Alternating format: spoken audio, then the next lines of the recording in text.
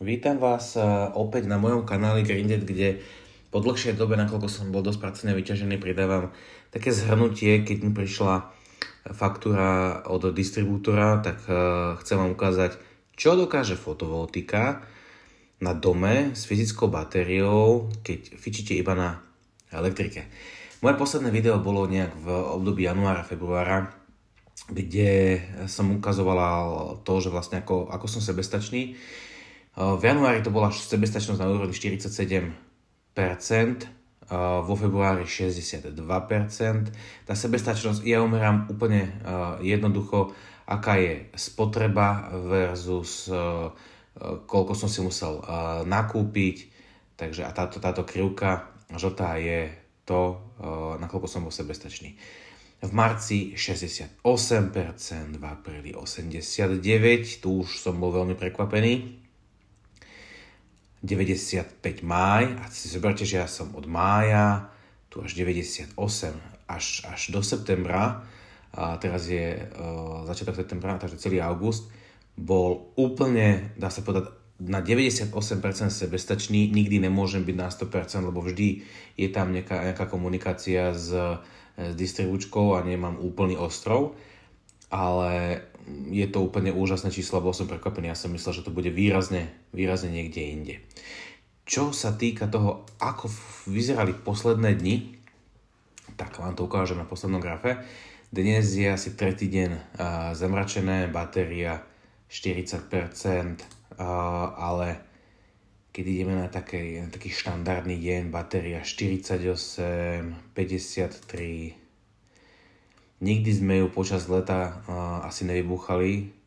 67, dokonca 82. Skúsime si ešte tuto pozrieť. 10, no. Tu bola vybúchaná, ale až niekde ráno okolo 6. Čiže je vidieť, že tá batéria extrémne pomáha. Tu 75%. Každý jeden deň zo dna na deň som využíval batériu na bežné fungovanie a v noci som vôbec nepotreboval ťahať elektriku od distribučky. A teraz k tomu vyúčtovaniu, aby to nebolo nejako extra dlhé video. Dodávka distribúcia elektriny je 248 eur som zaplatil, nemám to plný rok, je to zúčtovacie obdobie od 10.11, čiže nech to bude 300 eur ročne, čo keď si premietnem, koľko budem platiť premerne mesačne, tak to je úplne úžasné. Ako je to v spotrebe, tak november som ťahal 512, december 631, tu sme začali bývať v tomto období a doma si nebolo ešte nejako extra vykúrený, potom tu máme január a tuto je vidieť úplne najzaujímavejšie, že toto sú veľmi pekné mesiace, keď som bol, keby som mal ostrov, dokázal by som fungovať úplne v pohode na ostrovnom systéme. Mám 14 kWh batériu, čo nie je nejako extra veľa, ale zase keby som mal nie že väčšiu kapacitu fotovoltiky, ale väčšiu kapacitu batérie možno raz toľko, tak práve tieto obdobia by som dokázal stiahnuť ešte nižšie, ale to absolútne nebude rentabilné. Tí, čo sa budete pozastavovať nad tým, že čo to vymýšľam za blbosti, že veď nemám takú veľkú spotrebu, na čo mám batériu, na čo mám fotovoltiku, vám poviem tak, ak dojde niekto, kto vám ide montovať fotovoltiku, a dá si tam nejakú prácu a všetku kabeláž natiahne, tak či už si spravíte 6 alebo 10 kW systém, ja si myslím, že tam cenový rozdiel až taký veľký nie je. Tak išiel som trochu do predimenzovania fotovoltiky, ale malo to obrovský podľa mňa úspech, je to super, tá spotreba je úplne geniálna a môžem všetkým odporúčať fyzickú batériu spolu s fotovoltickým systémom. Strašne sú vysoké tie ostatné poplatky, s tým sa asi boríte všetci, lebo s tým sa nedajú robiť nič. Čiže aj keby som znížil spotrebu na minimum, tak tie všelijaké platby do jadrového fondu a neviem čo, všetko sa vás stále bude týkať. No ale najbližšie preddavky vo forme tých 50 eur mesačne, ktoré sa mi postupne znížia podľa mňa na nejakých 30 eur takto o rok. Nakoľko som to vždy ešte, aj minulý rok som mal 100, nevedel som, ako to dopadne, teraz dávam 50, potom pôjdem na nejakých 30. Tak na to, že sa neplatí v rodinnom dome plyn, len elektrina, je tých 50 eur podľa mňa perfektné číslo.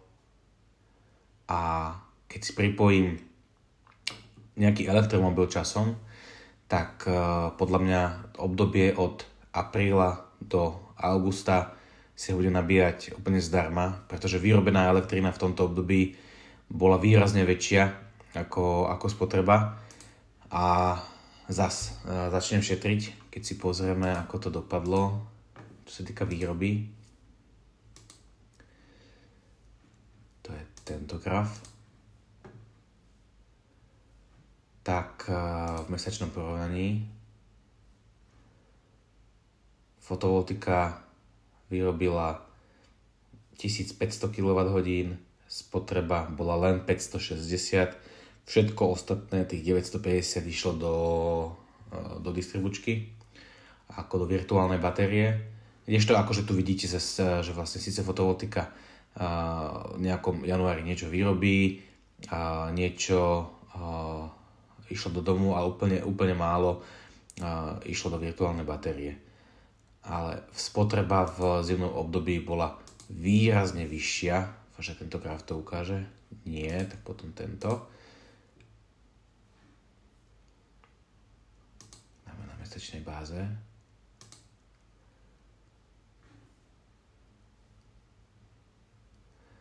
Áno. Tu je vidieť ten oranžový, koľko som musel dokupovať, hej.